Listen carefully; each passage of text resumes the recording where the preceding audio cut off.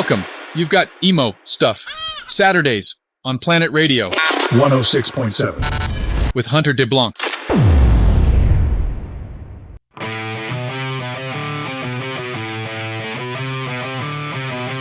Saturdays, I am here with Jay of Bad Religion. I am of Bad Religion. He is. He's the baddest. Say, I'm not Jay of today. Well, how you doing, brother? I'm okay. We're here. You're here. You're here. I'm here. So I was stoked when I saw that you guys were on the lineup. Bad Religion was one of my gateways to punk rock and when I was a youth. I mean, when they called, this festival's been going a while, and when I saw the lineups that they were having, I kind of understood where we were like a little bit older than that. And when they called, they're like, "Would you be interested?" I'm like, "Yeah, you know what? Yeah, we can come and do that." You can make it fit, and it does fit. It fits into the hierarchy of the whole punk rock, led to the pop punk, led to the emo kind of whatever. I mean, for me personally, my feeling about all of this is I look at this like I watched this happen. In real time, yeah. Yeah, I was watching this happen going, "Oh, that's a thing."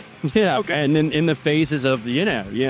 And Bad Religion definitely shaped the sound of punk rock in the 90s. It was my gateway to bands like NoFX, Rancid, and all that. I remember hearing American Jesus and being locked in, and then hearing you guys on a video game, Crazy Taxi. Do you remember that one? I do, yeah. 10 in 2010 was and I bought the game mainly based off of that soundtrack. And by the way, what a great video console that was. Did you see the fishing pole? I did not. I got to tell you something. The fishing pole was... Did they hook you guys up with that? Yeah, they gave us like the deluxe set that had a wireless fishing pole, and it was the greatest thing ever. Well, now they have entire restaurants kind of built around that concept with fake fishing poles and fake golf, like simulators and all that. And that's where we're going now. You don't have to do anything anymore. No, and that's sad. I'm glad I'm outside talking to actual people today and not on a computer. So yeah, there's that. So Jay, since Bad Religion was so influential to so many bands, who may have been some bands that you grew up listening to that influenced you to want to play music? I mean, obviously I was alive before punk rock and MTV existed. So, my dad listened to Elton John and the Stones and Jefferson Starship, stuff like that, which was like, that's way out there. But it sort of got me interested in the possibilities of music. The first record that I bought with my own money was Kiss Alive 1. And that was like, okay, this is rad. And I wanted to be Ace Frehley because Ace Frehley was a rad guy. And then I saw Randy Rhoads and I'm like, oh, I'm never going to be that good. You're not going to be? No. And then I saw The Clash and I went, I can be that good. And so that's sort of how that all happened. So was The Clash a big one for you? The Clash was a huge one for me, along with the Sex Pistols. Finding punk rock at like 14, 15 years old was a really big moment for me because it allowed me to be an artist at my talent level.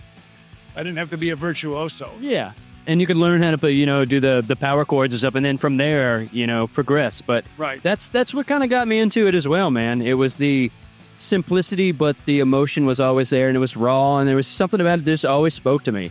Right. So it got a lot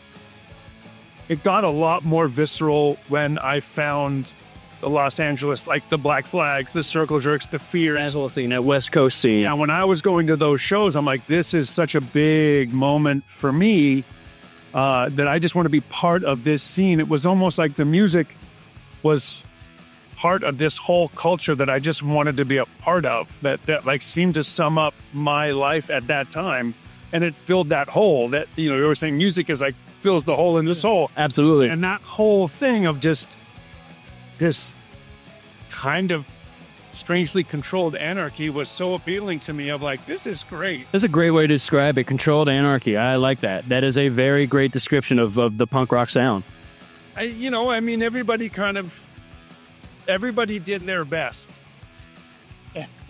And it worked out because you guys have made, going on 40 plus years as a band? 45, yeah. Jesus Christ, brother.